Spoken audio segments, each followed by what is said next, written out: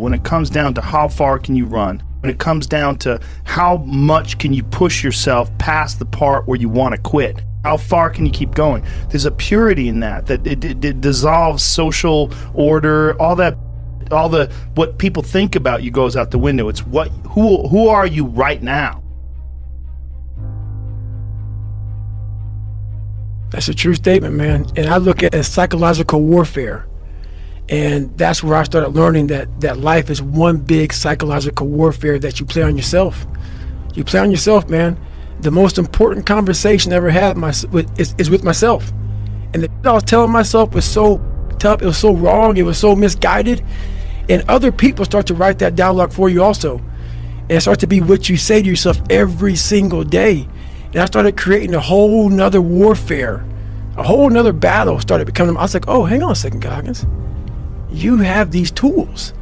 You have these tools. Your life was basically the perfect grounds for training for where you need to go in your life. Your struggle is what made you who you are now.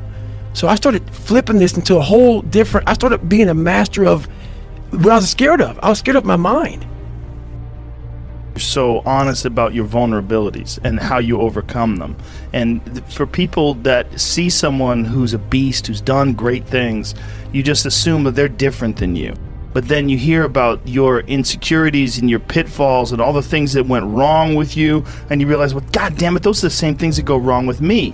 Like maybe I have that inside of me and I've just never summoned it. We are our minds. Your mind, the thing that is listening and comprehending these words right now, that is you. And that thing, that mind, you can control. You are the machine, and you can control the machine. You've got to detach from the problems or the stress that you're experiencing so that you can get that perspective of them.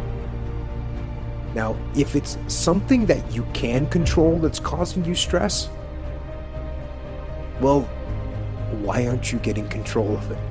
Generally, it's a lack of discipline.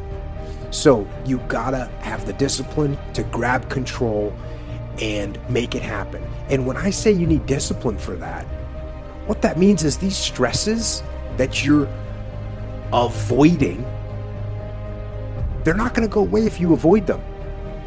So take the discipline to face the stressful situation. Get ahead of it. Don't be afraid of it.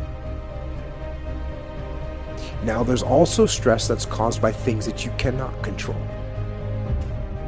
So if you can't control something and you can't get control of it, you have to at least embrace what you can. If there's something that's completely beyond your control, you've got to detach from it and not let yourself get stressed about it. And on top of that, if it's something that you can't control, how can you look at it in a different light? How can you see it in a way that you could actually take advantage of it? How can you take that stress and make it into some kind of ally? So when it comes to stress, don't fight it. Turn it on itself and use it. Use it. Use it to make yourself sharper and more alert. And use it to make yourself think more and learn more and get better. And use that stress as a catalyst to make yourself better. If you're gonna make things happen, you've got to be aggressive to make things happen. You know, I always say to people like, oh, they want to make money. I'm like, oh, you just to make money. You have to take that money. It not gonna fall in your lap. It's not gonna make itself. You have to take it if that's what your goal is. And that's the same thing with anything in life. The more I hold the line, the stronger the hold is, the better the grip is. Discipline enforces discipline. what causes that switch to flip? The overdrive, the beast mode, the full-on destroyer that will not stop. I think it's actually, it is something that's learned, I think. And I think it's a hard lesson. I don't think everyone gets it. And I think some people go through life without ever getting it. And I'll tell you, it's an important lesson. It's a critical lesson. It's a thing that allows you to go the extra distance, to dig just a little bit deeper and push a little harder, to get after it. And like many other things in life, there's a dichotomy, because it actually takes, in my opinion, two opposing forces to bring it to life. It takes both emotion and logic for you to reach your maximum potential, to really give everything you have and go beyond your limits. Because both emotion and logic, they're going to reach their limitations. And when one fails, you need to rely on the other one. So when it doesn't make sense, logical sense, to go on, that's when you got to use your emotion. That's when you got to use that anger, that frustration, that fear to push yourself harder. To push yourself to say, I don't stop.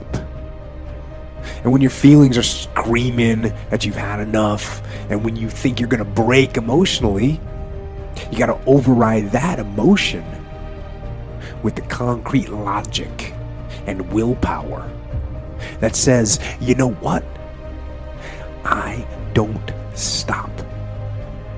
So you fight the weak emotions with the power of logic, and you fight the weakness of logic with the power of emotions.